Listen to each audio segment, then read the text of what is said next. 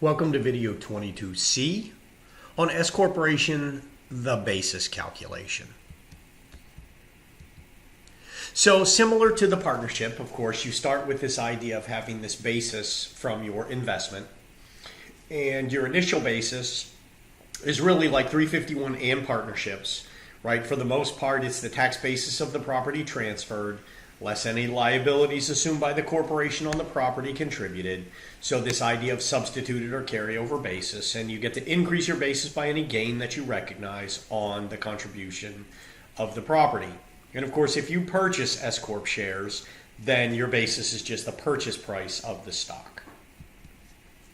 So you follow the exact same rules for the annual basis adjustments as for partnerships, except in this case, there are no deemed distributions or contributions. So let me try to explain this to you, right? So are S Corporation shareholders ever responsible for corporate debts? And the answer is basically no, right? That's the whole idea behind a corporation is you're never personally responsible. There's no such thing as a recourse debt.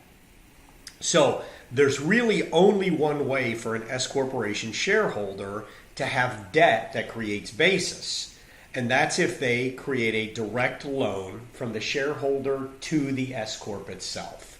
So that does in fact create basis, and so that's a separate kind of basis for S Corps that we call debt basis. So think of it as typical basis is stock basis, and then there's this new thing called debt basis. And debt basis is created when a shareholder loans money to the S Corporation.